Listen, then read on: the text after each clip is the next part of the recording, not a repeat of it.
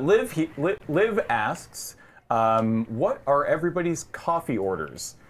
And by that, so we'll tweak this a little bit. If you could just go to your favorite cafe right now, doesn't matter where it is, what would you order? Come to me last. Okay. Liz. Oat milk Is latte. this just drinks? Yeah. Yeah, okay. Or oat milk latte or matcha latte. Is there somewhere in particular that you would go for those? Like, do you have a favorite cafe? I do, but it's very pretentious.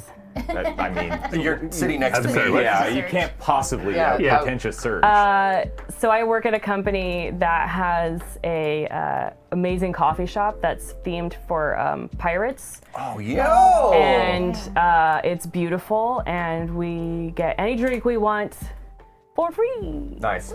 I mean, actually, I should say specifically fully subsidized for tax purposes. Yes. Excellent.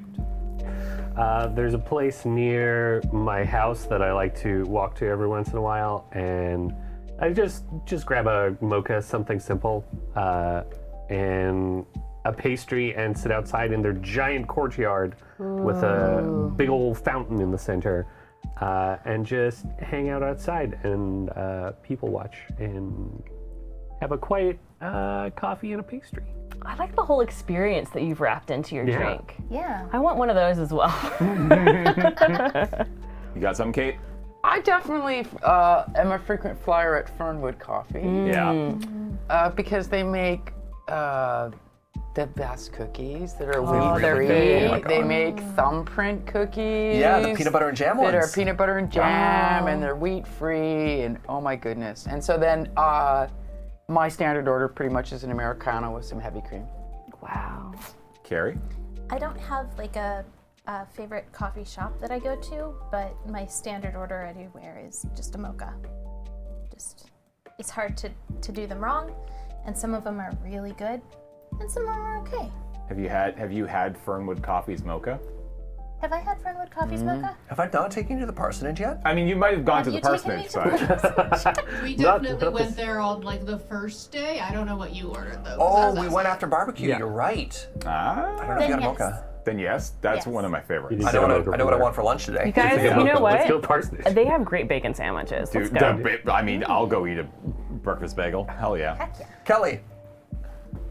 Turn that on. My favorite is there's a coffee place near me that's run by a family, and I like their extra hot hazelnut latte. What's it called? Pilgrim. Pilgrim. Hell yeah. Look up and to your right and smile. Oh, hey Kevin. Soup Kevin. Kevin's in the scene. You get, okay. I will probably say my favorite would be Hey Happy. They have a honey latte that I adore Oh, that sounds pretty good. and would drink every day, and we'll probably go get one. I haven't actually had one at all during Desert Bus, so I'm going to go get one today. And they make a delicious banana bread. Oh my God, the chocolate chip banana bread loaf. And they're in they're downtown here in Victoria, and they're in this sort of complex called Market Square. And I swear to God, there's nothing better in this world than a honey latte, a banana bread, and then going outside to the back, which is where the courtyard is, on a rainy day, covered, and enjoying those two things together. Wow. Best thing in the damn pretty sweet. It's so good. I used to work in Market Square. Yeah. And because I worked in the building, I got 10% off coffee. And then I got a punch card where the 10th coffee was free. And at that point, I couldn't afford not to go there. I mean, it's just silly. You're losing money if you don't. Not to. Yeah. All right. I have two answers. And rather than what my favorite place to go in the city is, it's when I'm evaluating a new cafe. Because this is tough, right? I look at a place and I don't know if it's good and I'm looking for telltale signs. But I think the best drink to evaluate the skills of a barista is the cappuccino. Yes. Traditional cappuccino, not a different, Yeah. So 5.5 ounces, and it is small enough that the espresso can't be hidden in milk. So if your shot is bad, the milk, there isn't enough milk to hide it. And there's not enough milk to hide bad milk in the espresso. So you need to be able to nail both parts of that perfectly. Temperature, texture, flavor, everything. It used to be the one of the signature drinks of the barista competition is the cappuccino. Wow. And then if they have a setup for single origin coffee, when you get really nerdy. Whatever they're most excited about. Yeah. I will always defer to the person because they've tasted everything. I'm like, what do you want me to have? That's my go-to at St. Cecilia. Yep. It's like I do And not. then they give me like a $15 cup, and I'm like, you. You know exactly what I I wanted. see what you did there. What do you want me to have? The most expensive. Interesting. Thank you, Liv, for asking that question. I will call it complete. And also, they added trans rights to their rights. message. Trans rights. Thank you. Thanks for the horns. It's like a yes and. It's like thumbs up. Yeah. Trans rights. Oh, I have an answer. Let's go. Even though I don't drink coffee. Yeah. So my favorite place is a cafe in Seattle called Chocolati, which they have their hot chocolate is done by having like a double boiler actually melt the chocolate and then yeah. mix that into milk. If I'm not going somewhere like that, I will generally ask them to combine chai tea with a hot chocolate because the spices make up for it if their hot chocolate is bad. Oh, I never thought of that.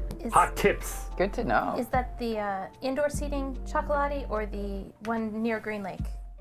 The one in Greenwood is my favorite. Awesome. A friend of mine opened a cafe in Victoria. This is years ago. It's since closed. It was called Street Level Espresso, and it was basically an espresso machine and 2 stools inside of this little hole in the wall on 4th Street. And I mean, I already said his joke, which is too bad, but he was trying to figure out what chocolate to carry for his mochas and for his hot chocolate.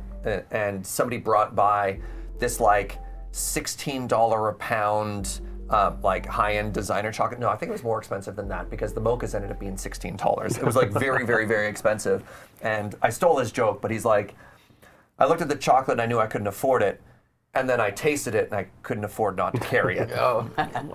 And yeah, so he had 2 mochas. He had a regular mocha and a premium mocha, and you get a $16 mocha.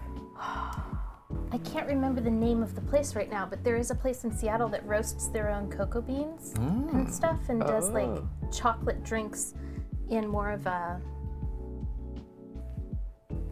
high-end way. Sure, yeah. That's You a might be great. thinking of Dilettante, the one that has like 5 different levels of chocolate.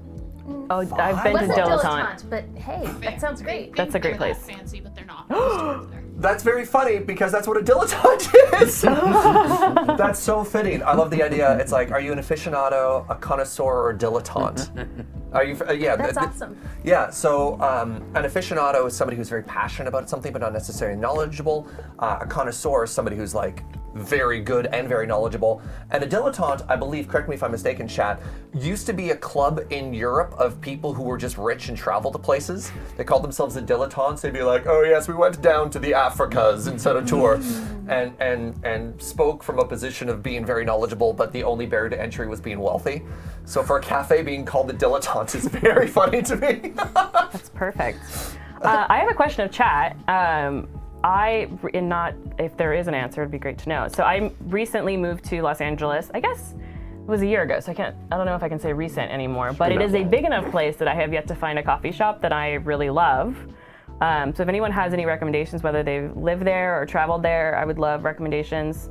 I'm willing to travel, which apparently is a big deal in LA. But I'm officially on the west side because I'm a west sider now.